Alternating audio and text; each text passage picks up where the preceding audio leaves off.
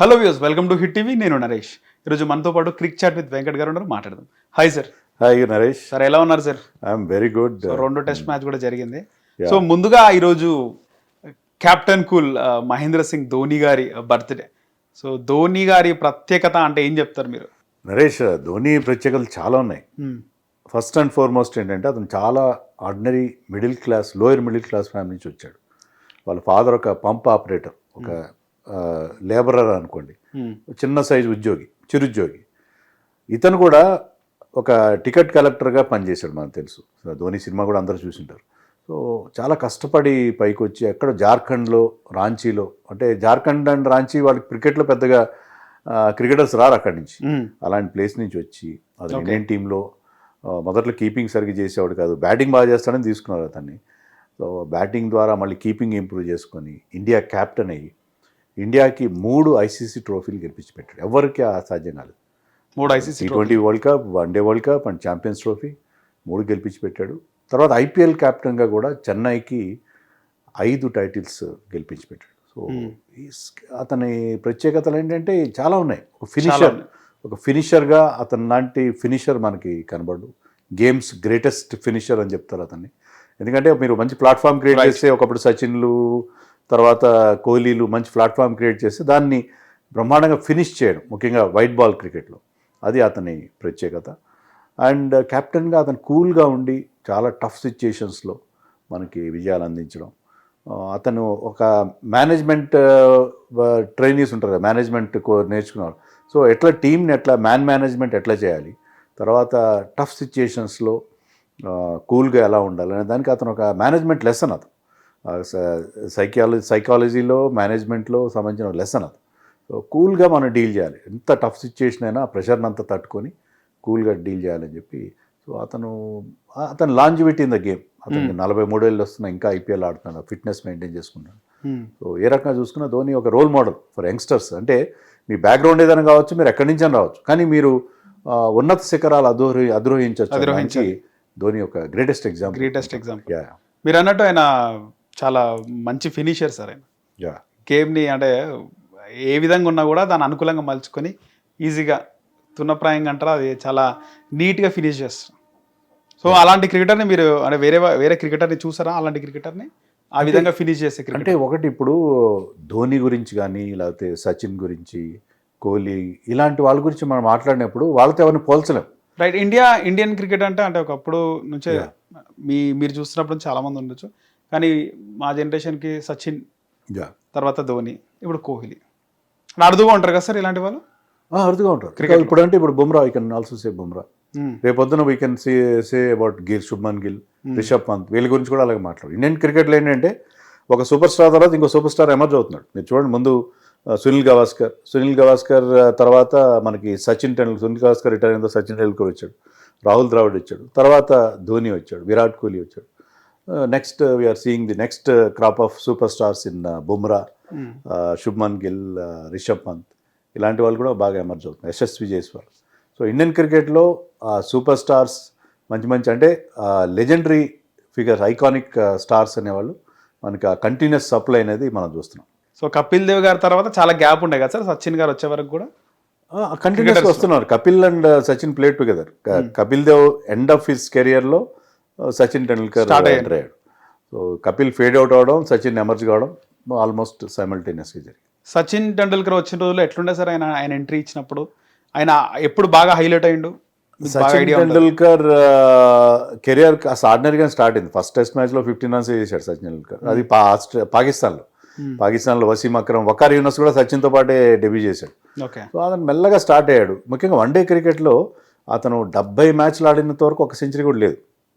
మంచి మ్యాచ్లో మంచి స్కోర్లు చేస్తున్నాడు, కానీ 70 మ్యాచ్ల తర్వాత అతనికి ఓపెనింగ్ చేస్తాను నేను. సిద్ధుకి ఇంజరీ అయింది సడన్గా, మ్యాచ్ రోజున సిద్ధు ఇంజర్డ్ అయితే నేను ఓపెనింగ్ ట్రై చేస్తాను. ఓపెన్ చేసి న్యూజిలాండ్లో 84 రన్స్ చాలా ఫాస్ట్గా చేశాడు. ఒక 40 బాల్స్లో ఎంతో 84 చేశాడు. అక్కడి నుంచి అతను ఓపెనర్గా ఎమర్జ్ అయిన తర్వాత అతనికి 1 డేస్లో 49 సెంచరీ చేయడం. టెస్ట్ మ్యాచ్లో కూడా సెంచరీ 16 ఏళ్ళకి ఎంటర్ అయినా అతనికి 18 ఏళ్ళప్పుడే ఇప్పుడు సెంచరీ వచ్చింది. అక్కడి నుంచి అక్కడ 51 సెంచరీలు చేయడం.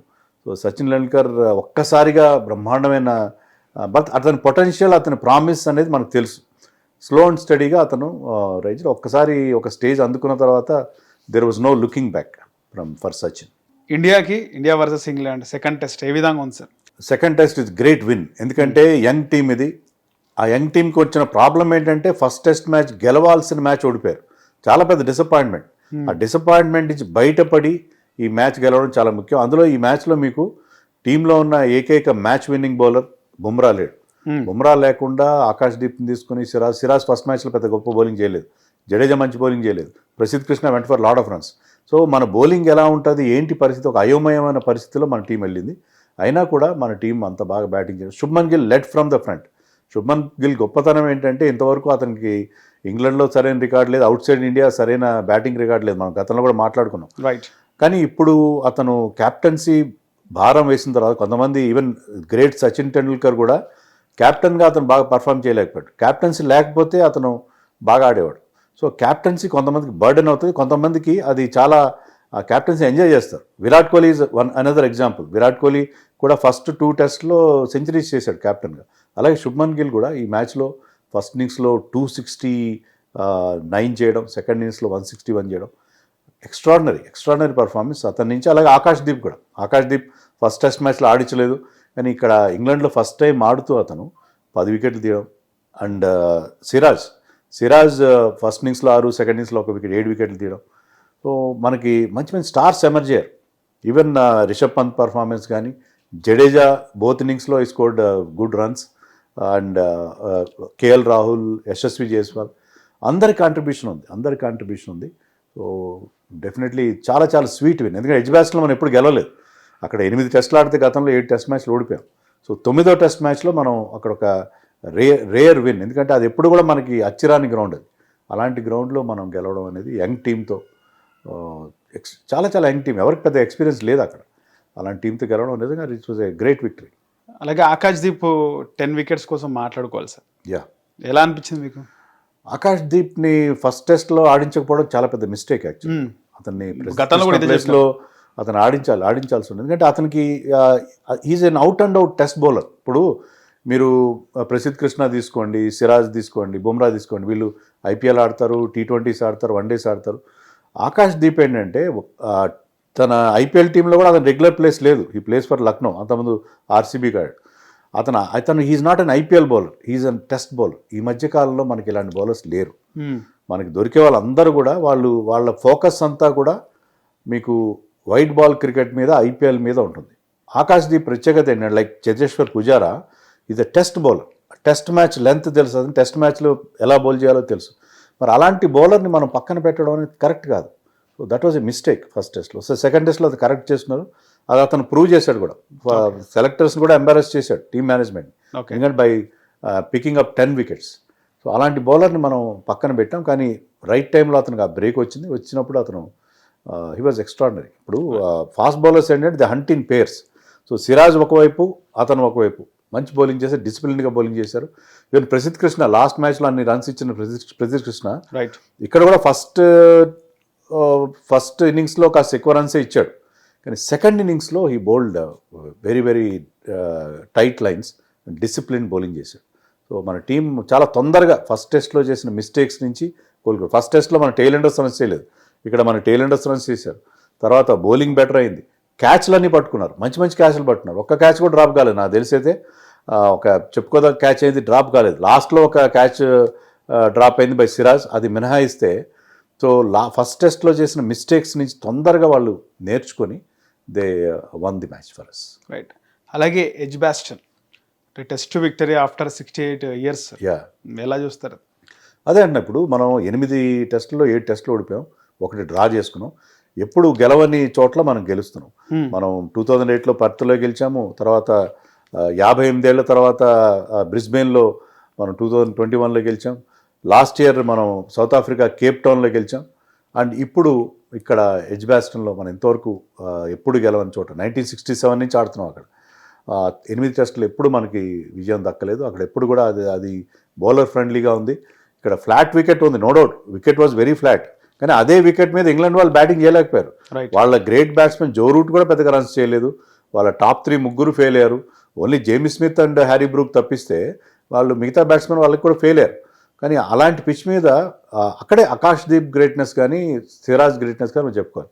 ఫ్లాట్ పిచ్ మీద గిల్ రన్స్ చేయడం, పంత్ రన్స్ చేయడం అది పెద్ద గొప్ప కాదు. గొప్ప కాదంటే దానికంటే కూడా this performance by Akashdeep and Siraj is more and more important. ఇంగ్లాండ్లో కూడా క్రిస్ వోక్స్ చాలా ఎక్స్పీరియన్స్ బౌలర్, మిగతా బౌలర్స్ కూడా వాళ్ళకి ఇంగ్లీష్ కండిషన్స్ బాగా తెలిసిన bowlers. Ben Stokes is a very good bowler. వాళ్ళెవ్వరూ అక్కడ రాణించని పరిస్థితిలో మన బౌలర్స్, ఇంగ్లాండ్లో ఫస్ట్ టైం ఆడుతున్న ఆకాష్దీప్, ఇంగ్లాండ్లో పెద్దగా ఎక్స్పీరియన్స్ లేని సిరాజ్, వాళ్ళు మంచి బౌలింగ్ చేసి వాళ్ళిద్దరే 17 వికెట్లు తీసి టీంని గెలిపించడం అంటే నిజంగా ఎక్స్ట్రాడినరీ పర్ఫార్మెన్స్. సార్ అలాగే Suman Gill batting and captaincy గురించి మాట్లాడుకోవాలి సార్. మీకు ఏమనిపించింది? Is just 25 years old. Shubman Gill వయసు 25 సంవత్సరాలు మాత్రమే. కానీ 25 ఏళ్ల వయసులో అతను చాలా మెచ్యూర్డ్ క్రికెటర్. సో అతనికి పెద్దగా ఎక్స్పీరియన్స్ లేదు. కొత్త ప్లేయర్స్ అందరూ చాలా యంగ్స్టర్స్ ఉన్నారు. ఇంగ్లాండ్లో మొట్టమొదటిసారి క్యాప్టెన్సీ చేస్తున్నాడు. అయినా సరే అతను చాలా తొందరగా ఎదిగి వచ్చాడని చెప్పాలి మనకి. ముఖ్యంగా ఇంగ్లాండ్లో అతను హైయెస్ట్ స్కోర్ 3 టెస్ట్ మ్యాచ్లు ఆడాడు గతంలో. ఇంగ్లాండ్లో హైయెస్ట్ స్కోర్ 28. కానీ కెప్టెన్గా ఫస్ట్ టైం అక్కడ ఆడిన 4 innings 3 సెంచరీలు చేశాడు. అందులోనూ ఈ టెస్ట్ మ్యాచ్ ఎడ్జ్బాస్టన్లో ఈ స్కోర్డ్ 430 runs. ఒక టెస్ట్ మ్యాచ్లో ఇన్ని రన్స్ చేయడం సెకండ్ బెస్ట్. అది 456 runs చేశాడు గ్రామ్ గూచ్ అగేన్స్ట్ ఇండియా 1990లో.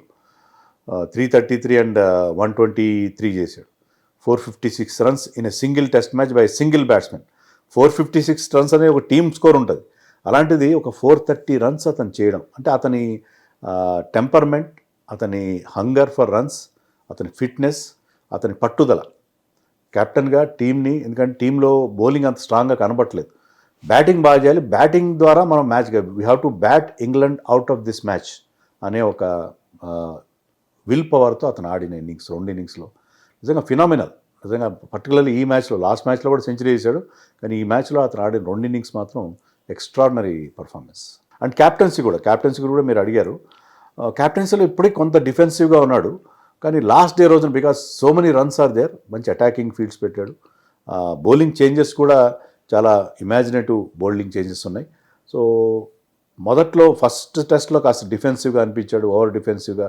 1-2 బౌండరీలు పోగానే ఫీల్డ్ స్ప్రెడ్ చేయడం అంటే కొత్త కదా. But he's learning from his mistakes. So క్యాప్టెన్సీలో కూడా సెకండ్ టెస్ట్లో అతని నుంచి చాలా ఇంప్రూవ్మెంట్ కనిపించింది. అండ్ పర్టికులర్లీ ఏంటంటే మెయిన్గా ఇండియన్ టీంలో మీరు క్యాప్టెన్ కావాలంటే మీకు కోచ్ లాంటి వాళ్ళు ఉంటారు, మీ సపోర్ట్ స్టాఫ్ ఉంటారు, మీకు స్ట్రాటజీ విషయంలో.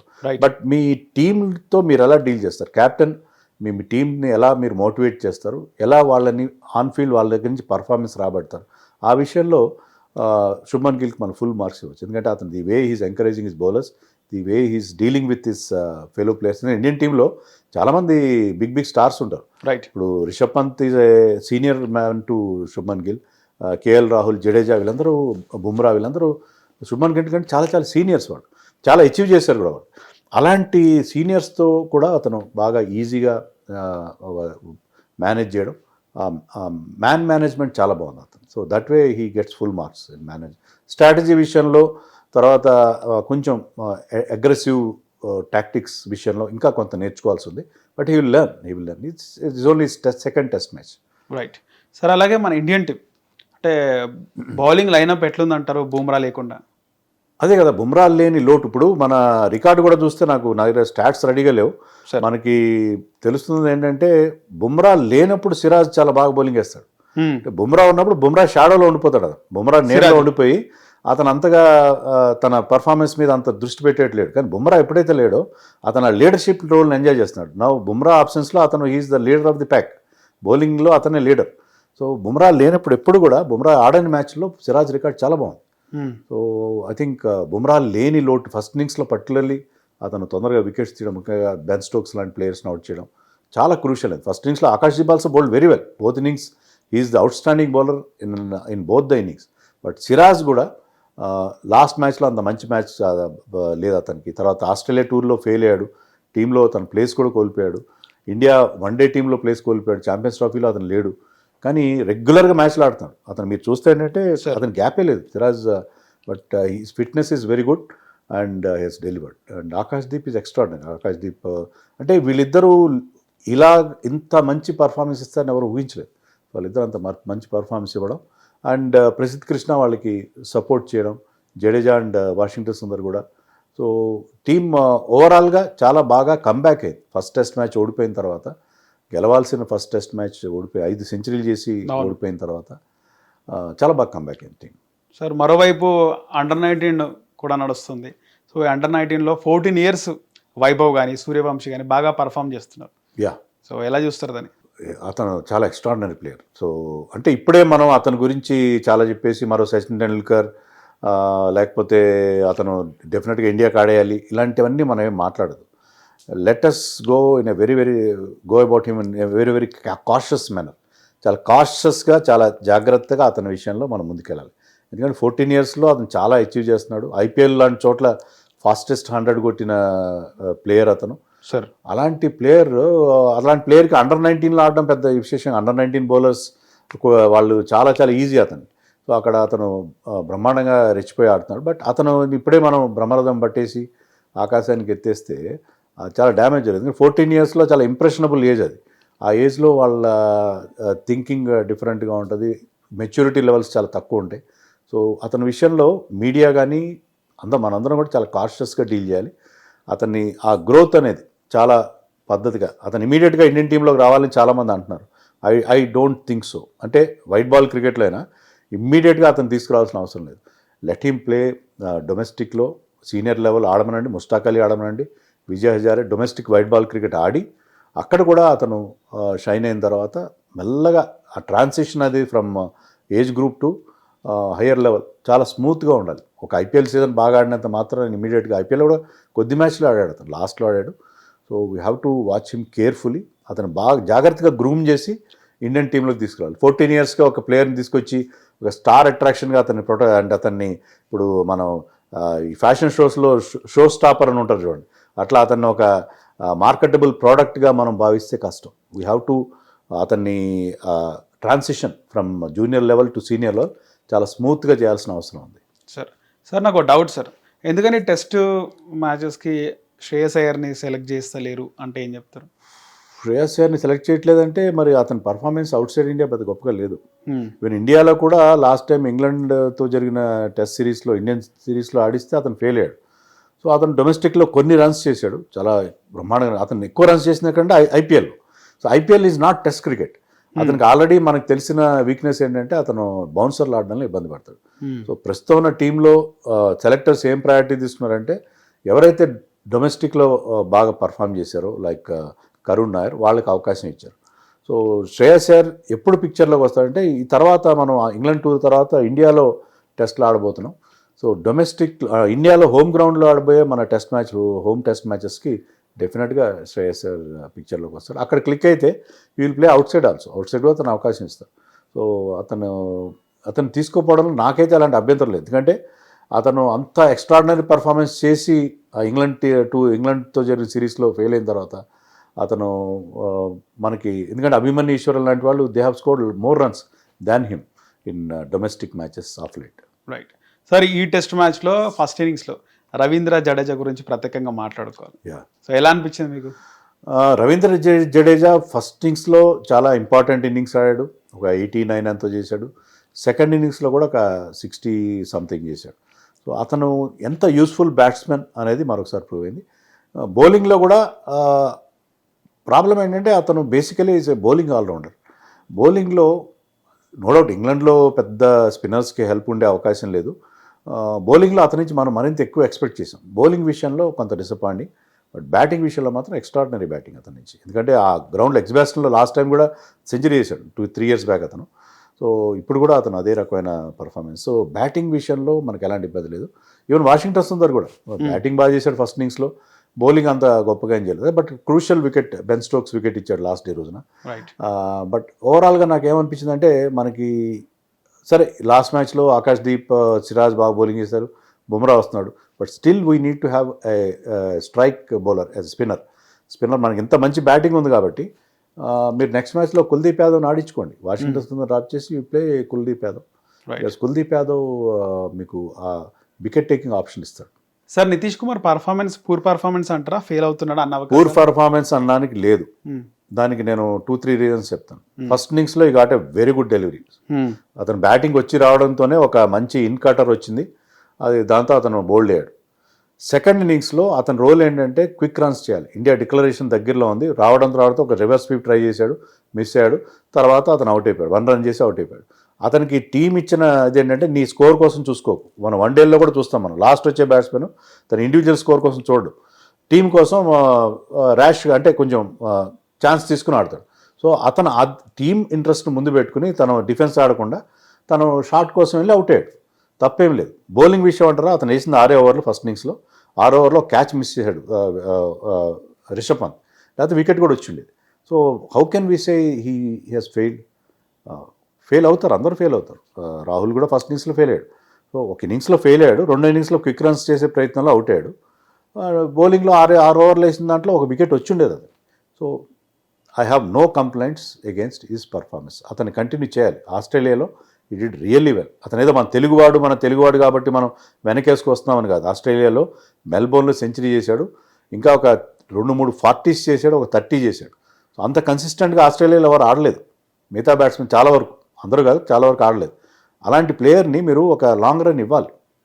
So I think he should be continued in the next match also. టీసీపీ సిరాజ్ మియా బౌలింగ్లో అదరగొట్టాడు అంటారా సార్? బ్రహ్మాండంగా ఆడాడు. ఎందుకంటే అతను లాస్ట్ టెస్ట్ మ్యాచ్లో డిసప్పాయింటింగ్ రన్స్ ఎక్కువ ఇచ్చేయడం, డిసిప్లిన్ లేకపోవడం, దాని నుంచి అతను చాలా బాగా కంబ్యాక్ అయ్యాడు. అది నేను ఇందాక చెప్పినట్టుగా అతను ఫిట్నెస్ కంటిన్యూస్గా టెస్ట్ మ్యాచ్లు ఆడుతున్నాడు, కంటిన్యూస్గా ఆల్ ఫార్మాట్స్ ఆడుతున్నాడు. ఒక ఛాంపియన్స్ ట్రోఫీ ఒక్కటే మిస్ అయ్యాడు, అయినా కూడా he's maintaining that fitness and is maintaining that intensity. ఏ క్యాప్టెన్ అయినా he loves to have a bowler like Siraj. ఎందుకంటే మీరు 20 ఓవర్లో కూడా అదే స్పీడ్తో వేస్తాడు, 20 ఓవర్లో కూడా ఒళ్ళు దాచుకోకుండా అదే ఈ runs in and bowls in the same way. So అలాంటి బౌలర్ మీ టీంలో ఉంటే captain will be very very happy. So సిరాజ్ని అందరూ ఇప్పుడు ట్రోలర్స్ ఏంటంటే ఒక ఫెయిల్యూరు లేకపోతే ఒకసారి రన్స్ ఇవ్వగానే సిరాజ్ లాంటి వాళ్ళు చాలా సాఫ్ట్ టార్గెట్స్, అతని మీద విపరీతంగా ట్రోల్ చేస్తారు. కానీ అతని పర్ఫార్మెన్సెస్ని ఎవరు గుర్తించని పరిస్థితి. కేప్ టౌన్లో మనం గెలిచామని చెప్పుకున్నాం కదా, కేప్ టౌన్లో 2024లో మనం మొట్టమొదటిసారి గెలిచాం. అప్పుడు ఈ ఘాట్ 5 వికెట్ హాల్. మనం బ్రిస్బేన్లో గెలిచినప్పుడు కూడా ఈ ఘాట్ 5 వికెట్ హాల్. అండ్ ఇక్కడ ఎడ్జ్బాస్టన్లో గెలిచినప్పుడు కూడా ఈ ఘాట్ 5 వికెట్ హాల్. మనం ఎప్పుడు గెలవని గ్రౌండ్స్లో గెలిచిన ప్రతిసారి Siraj was our hero. So అతన్ని మనం 1-2 ఎవరికైనా హెచ్చు తగ్గులు ఎగుడు దిగుళ్ళు ఉంటాయి పర్ఫార్మెన్స్లో. మనం 1-2 మ్యాచ్లు ఫెయిల్ అయితే సిరాజ్ని ట్రోల్ చేయడం, సిరాజ్ని తీసేయాలి, సిరాజ్ ఇంకా ఎన్ని రోజులు భరించాలి అంటే ఇంకా ఇష్టం వచ్చినట్టు కామెంట్స్ చేస్తుంటారు, ఎడాపెడా కామెంట్స్. అంటే ఈ కీబోర్డ్ వారియర్స్కి చేతిలో కీబోర్డ్ ఉంది కాబట్టి ఇష్టం వచ్చినట్టు మాట్లాడతారు. That is not correct. మనం we have to respect our players. వాళ్ళు కంటిన్యూస్గా ఫెయిల్ అవుతున్నారు, ఒక ప్లేయర్ అతనికి మరీ ఎక్కువ ఛాన్సెస్ ఇస్తున్నారంటే మనం కూడా క్రిటిసైజ్ చేద్దాం. కానీ ప్లేయర్కి ఎవరికైనా సరే కొంత ఇన్కన్సిస్టెన్సీ, కొంత ప్రతి మ్యాచ్లో పర్ఫామ్ చేయడం వాళ్ళు రోబోస్ కాదు, వాళ్ళకి ఏమి ఆర్టిఫిషియల్ ఇంటెలిజెన్స్ ఏమి ఉండదు. సో అది మనం దృష్టిలో పెట్టుకోవాలి. రవీంద్ర జడేజా సెకండ్ ఇన్నింగ్స్లో కూడా బాగా ఆడింది కదా సార్? సెకండ్ ఇన్నింగ్స్ బాగా ఆడాడు. అదే నేను చెప్పినట్టు బౌలింగ్ ఒకటే అతని నుంచి మనకి అతని నుంచి చాలా ఎక్స్పెక్ట్ చేసాం మనం, ముఖ్యంగా రఫ్ క్రియేట్ అయిన దగ్గర. సెకండ్ ఇన్నింగ్స్లో చాలా మంచి బౌలింగ్ చేశాడు అతను, ముఖ్యంగా బెన్ స్టోక్స్ని చాలా ఇబ్బంది పెట్టాడు. బట్ ఓవరాల్గా ఏంటంటే ఇంకా అతని నుంచి ఇంకా మరింత ఒక ఎండ్లో అతను కనుక టైట్ బౌలింగ్ వేస్తే మన ఫాస్ట్ బౌలర్స్ మరింత ఎఫెక్టివ్గా ఉండే అవకాశం ఉంటుంది. సార్ ఇంగ్లాండ్ బ్యాటింగ్ విషయానికి వస్తే జెమ్మీ స్మిత్ బాగా ఆడాడు అనిపించింది, ఏమంటారు సార్? అదే నరేష్, ఇప్పుడు ఈ యంగ్స్టర్స్ జేమ్స్ స్మిత్ కూడా కొత్తగా వచ్చే టీంలో. అవును సార్. వీళ్ళు ఎంత టాలెంటెడ్గా ఉన్నారు. అతను ఫస్ట్ ఇన్నింగ్స్లో ఒక 180 చేసి నాట్అవుట్గా నిలిచాడు, సెకండ్ ఇన్నింగ్స్లో ఒక 80 చేశాడు. మన బౌలర్స్ని ఎవరిని కేర్ చేయలేదు, ఆకాష్ దీప్ని కాదు కదా, సిరాజ్ని కాదు కదా. ఎంత టాలెంటెడ్ ప్లేయర్స్. అలాగే not to forget Harry Brook కూడా ఎక్స్ట్రాడినరీ టాలెంట్, క్లాస్ ప్లేయర్ అతను. Next big thing in international cricket along with Shubman Gill, Yashasvi Jaiswal, వీళ్ళందరితో పాటు మనం ఎప్పుడు కూడా హ్యారీ బ్రూక్ని గుర్తుపెట్టాం. అండ్ జేమీ స్మిత్ కూడా కీపింగ్ చేస్తున్నాడు. ఇప్పుడు is not a great keeper. అవును సార్. అతన్ని ప్యూర్ బ్యాట్స్మెన్గా ఆడించుకోవచ్చు, ఎందుకంటే ఈజ్ బ్యాటింగ్ బ్యూటిఫుల్లీ. ఫస్ట్ టెస్ట్లో కానీ ఇక్కడ కానీ అతను నెక్స్ట్ వాళ్ళు Harry Brook and Jamie Smith, England Joe Root లాంటి వాళ్ళు రిటైర్ అయినా ఆ లెగసీ కంటిన్యూ చేయగల గ్రేట్ ప్లేయర్స్ వాళ్ళు. ఒక దశలో ఇంగ్లాండ్ హోప్స్ అని కూడా వదిలేస్తుంది కదా సార్. ఈ young player Jamie Smith hopes కల్పించింది అనుకోవచ్చా? డీలే చేశాడు. అంటే ఎప్పుడైతే మీకు లంచ్ లాస్ట్ ఓవర్లో బెన్ స్టోక్స్ అవుట్ అయ్యాడో వాషింగ్టన్ బౌలింగ్లో, అక్కడే ఇంగ్లాండ్ ఛాలెంజ్ ముగిసిపోయింది. 6 వికెట్లు పోయినాయి అక్కడికి. సో ఆ తర్వాత ఇంకా జస్ట్ మ్యాటర్ ఆఫ్ టైం. మనకి మెయిన్గా మనకు కలిసి వచ్చింది ఏంటంటే ఆ డే 4 రోజున మనం లేట్గా డిక్లేర్ చేసామని అనుకున్నా సరే మనకి ఆ కొద్ది టైంలో ఆ 16 ఓవర్స్లో మనకి 3 వికెట్లు వచ్చాయి. సో అక్కడే ఇంగ్లాండ్ ఛాలెంజ్, ముఖ్యంగా జో రూట్ వికెట్ చాలా ఇంపార్టెంట్. జో రూట్ నాకు ఎక్స్ట్రాడినరీ డెలివరీతో అవుట్ చేశాడు ఆకాశ్దీప్. జో రూట్ ఇలాంటి సిచ్యుయేషన్లో జో రూట్ లాంగ్ ఇన్నింగ్స్ ఆడగలడు, డ్రా చేసుకోగలడు. సో జో రూట్ని ఎప్పుడైతే మనం 4th డేన అవుట్ చేసామో అక్కడే మనం మ్యాచ్ గెలిచినట్టు అయిపోయింది. ఎందుకంటే ఇంగ్లాండ్ ప్లేయర్స్కి డిఫెన్స్ పెద్దగా చేత కాదు. బాల్ ఆడి బ్రహ్మాండంగా షాట్లు కొట్టమంటే కొడతారు, కానీ 6 గంటల పాటు లాస్ట్ డే ఒక ఫుల్ డే బ్యాటింగ్ చేయడం అనేది మిగతా బ్యాట్స్మెన్ చేత కాదు. ఆ చేతనైన ఒకే ఒక ప్లేయర్ అంటే జో రూట్ ఒక ఎండ్లో ఉంటే మిగతా వాళ్ళు కంటిన్యూ చేసి డ్రా వైపు వెళ్ళి ఉండేవారు. కానీ జో రూట్ని మనం ఎప్పుడైతే 4th రోజున సాయంత్రమే లాస్ట్లో అవుట్ చేసామో అక్కడ అవి 100 టెస్ట్ మ్యాచ్ అని చెప్పాలి.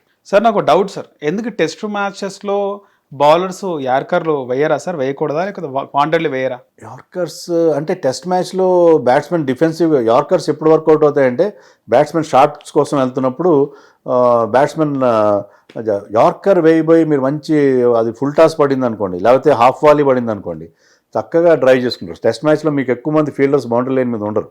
సో అలాంటప్పుడు మీరు అలా ఇస్తే మీరు ఒక 4 బాల్ ఇచ్చినట్టే లెక్క. యార్కర్ వేయాలంటే మీకు బౌలర్ స్కిల్ కావాలి కరెక్ట్గా. అదే మీకు ఎక్కువ it takes lot out of you. బౌలర్కి ఎక్కువ శ్రమ కూడా అవుతుంది దానివల్ల. సో అతను ఎక్కువ ఓవర్ లేడు. సో టెస్ట్ మ్యాచ్లో అరుదుగా యార్కర్స్ వేస్తారు, వేరేనేం కాదు. దానికి ఆ స్పెషల్ స్కిల్ మీరు ఇఫ్ యూఆర్ 100% యాక్యురసీ ఉంటే యార్కర్స్ వేస్తారు. Prasidh Krishna tried couple of yorkers, but Ben Stokes దాన్ని జాగ్రత్తగా, Ben Stokes some other player played it very very carefully. Sir అలాగే కరుణ్ నాయర్కి ఫ్యూచర్లో ఛాన్స్ ఉంటుంది అంటారా? ఎందుకంటే 2 టెస్ట్ మ్యాచ్లో ఫెయిల్ అయినాడు, ఛాన్సెస్ ఉంటుందా ఫ్యూచర్లో? ఫెయిల్ అయ్యాడంటే నేను ఒప్పుకోను. ఎందుకంటే 20s 30s చేస్తున్నాడు అతను. 3 ఇన్నింగ్స్లో 20s 30s చేశాడు. పర్టికులర్లీ అతను ఈ టెస్ట్లో ఎడ్జ్బాస్టన్లో నెంబర్ 3లో ఆడాడు. నెంబర్ 3లో ఆడే ప్లేయర్ రోల్ ఏంటంటే న్యూ బాల్ని సీ ఆఫ్ చేయాలి, న్యూ బాల్ మెత్తబడే వరకు క్రీజ్లో ఉండాలి. So he had a good partnership with Rahul in the second innings. First ఇన్నింగ్స్లో కూడా 20 చేశాడు. ఉన్నంతసేపు కాస్త బెటర్గా కనిపించాడు. సో న్యూ బాల్ని చాలా వరకు అంటే first spells of fast bowlers వాటిని సీ ఆఫ్ చేయడం, వాటిని దాటుకోవడం, అది ఇంపార్టెంట్. అలా దాటుకున్నాడు అతను. సో అతను మరీ ఫెయిల్ అయ్యాడని చెప్పను, అది ఆ 20s 30sని పెద్ద ఇన్నింగ్స్కి కన్వర్ట్ చేయలేకపోతున్నాడు. సో అతను 100% ఫెయిల్యూర్ అనడానికి లేదు. మనం పాస్ మార్కులు వేయచ్చు. అతను ఇప్పుడు 35% వేస్తాం కదా మార్కులు, పాస్ మార్కులు వేసి నెక్స్ట్ మ్యాచ్లో పాస్ మార్కులు పడ్డాయంటే మీరు నెక్స్ట్ మ్యాచ్కి ఆడతారు, నెక్స్ట్ క్లాస్కి వెళ్తారు కదా. సో ఆ పాస్ మార్కులతో అతను నెక్స్ట్ క్లాస్కి పంపించారు, నెక్స్ట్ మ్యాచ్ పంపించారు. 2 టెస్ట్ మ్యాచ్లో ఫెయిల్ అయినాడు అనేది చాలా మంది. ఫెయిల్ అయ్యాడంటే మీరు ఎలాంటి కొరమాంత చూస్తారంటే ఒకప్పుడు టెస్ట్ మ్యాచ్లో ట్రిపుల్ సెంచరీ చేశాడు, తర్వాత ఒక 50 కూడా రాలేదు అని మనం ఆ ట్రిపుల్ సెంచరీతో పోలిస్తే అతను ఫెయిల్ అయినట్టు లెక్క. కానీ ఇంగ్లాండ్ లాంటి చోట్ల నెంబర్ 3లో ఆడుతూ 30-40 చేయడం అనేది తప్పేం కాదు. సో అతన్ని కంటిన్యూ చేయాలి. ఎందుకంటే సాయి సుదర్శన్ మనకు ఒక ఆప్షన్ ఉన్నాడు, కానీ అలా మనం ఎంతమంది అని మారుస్తారు. సాయి సుదర్శన్ కూడా ఫెయిల్ అయితే మళ్ళీ కరుణ్ నాయర్కి వెళ్ళాలి, అప్పుడు కరుణ్ నాయర్ కాన్ఫిడెన్స్ ఉండదు. అలా కాకుండా మీరు అతను ఫెయిల్యూర్ అయినా 20s 30s చేసిన అది కంటిన్యూ చేశారు అనుకోండి, నెక్స్ట్ మ్యాచ్లో he could score 50, 60 or even 100. So అలాంటి అవకాశం ఉంటుంది. సో మీరు ఆ కంటిన్యూటీ అనేది ఆ ప్లేయర్కి ఆ సెక్యూరిటీ అనేది కల్పించారు. శుభన్ గిల్ కూడా అదే చెప్పాడు, player securities. So I see that I don't see many changes in the next match. ఏమైనా 1-6 బుమ్రా అయితే ఎలాగో వస్తాడు, 1-6 చేంజెస్ ఉంటాయి. కరుణ్ నాయర్ కంటిన్యూ అవుతాడు నెక్స్ట్ మ్యాచ్ అని అనుకుంటున్నాను. ఈవెన్ నితీష్ రెడ్డి కూడా కంటిన్యూ అవుతాడు అనుకుంటున్నాను. అంటే బుమ్రా ఉంటే సిరాజ్ సరిగా ఫోకస్ చేయడా సార్ బౌలింగ్? అలా ఏం లేదు, బుమ్రా సిరాజ్ కలిసి మంచి స్పెల్. అంటే జనరల్గా ఏంటంటే బుమ్రా ఆడని మ్యాచ్లు తక్కువ, ఆ బుమ్రా ఆడని మ్యాచ్ల్లో సిరాజ్ పర్ఫార్మెన్స్ వాస్ గుడ్, బాగుంటుంది. అతను ఏంటంటే లీడర్షిప్, ఇప్పుడు నేనే లీడర్ అని అతని మీద ఒక మనం కిరీటం పెడితే అతను is enjoying that position like what Shubman Gill is enjoying his position as captain. ఇతను కూడా బౌలింగ్ యూనిట్ లీడర్గా ఈజ్ ఎంజాయింగ్ దట్ పొజిషన్ అని అనిపిస్తుంది. సో మొత్తానికి 2 టెస్ట్ మ్యాచ్లు అయిపోయినాయి సార్. ఫ్యూచర్ నెక్స్ట్ ఏముంటుంది అంటారు? అంటే నెక్స్ట్ మ్యాచ్లో బుమ్రా ఆడతాడు. బుమ్రా, ఆకాశ్దీప్ అండ్ సిరాజ్. లార్డ్స్లో ఏంటంటే బౌలర్ ఫ్రెండ్లీ ఉంటుంది. ఇప్పుడు లార్డ్స్లో నెక్స్ట్ టెస్ట్ మ్యాచ్ జరగబోయేది. సో అక్కడ మన bowling is much superior. England కూడా అట్కిన్సన్, జోఫ్రా ఆర్చర్ అవన్నీ ఆడించుకుంటారు, బట్ స్టిల్ మనం బౌలింగ్ కూడా బాగుంది కాబట్టి, బ్యాటింగ్ అలాగా బాగుంది కాబట్టి ఈ సిరీస్లో మనం ఆశలు పెట్టుకోవచ్చు. కానీ చెప్పలేం, England can come back. England batting ఎప్పటికీ చాలా స్ట్రాంగ్ బ్యాటింగ్ ఉంది. మనం చూసాం కదా, Jamie Smith, Harry Brook, Joe Root లాంటి వాళ్ళు ఎలా బ్యాటింగ్ చేస్తారు. బెన్ డకెట్ ఎలా ఆడతారు, ఫస్ట్ టెస్ట్ మ్యాచ్లో గెలిపించింది బెన్ డకెటే కదా. సో ఇలాంటి ప్లేయర్స్ వాళ్ళకు ఉన్నారు. సో ఆ టీంని ఎప్పుడు తక్కువగా అంచనా వేయడానికి లేదు. సిరీస్ చాలా ఇంట్రెస్టింగ్ ఉండబోతుంది. 1-1 అయింది కాబట్టి, ఇంత లాంగ్ సిరీస్ ఎప్పుడైతే 1-1 అయిందో remaining 3 matches will be very very interesting. It could go either వే, మనం చెప్పలేం ఎలా టర్న్ అవుతుందని ఎప్పుడు చెప్పలేం. మనకి అవుట్ సైడ్ ఇండియా, ఆస్ట్రేలియా, సేనా కంట్రీస్లో మన రికార్డ్ ఏంటంటే ఒక టెస్ట్ మ్యాచ్ బాగా ఆడతాం, నెక్స్ట్ అదే టెస్ట్ మ్యాచ్ ఇన్నింగ్స్ తేడాతో ఓడిపోయిన సందర్భాలు కూడా ఉంటాయి. Right. So we have to be very very careful. ఇదే కన్సిస్టెన్సీ మెయింటైన్ చేయాలి, ముఖ్యంగా బ్యాటింగ్లో. హిట్ టీవీ యాప్, ఇందులో short news, live news, entertainment shows, movies, digital magazines తో పాటు మీ జిల్లా వార్తలను కూడా ఫ్రీగా చూడొచ్చు.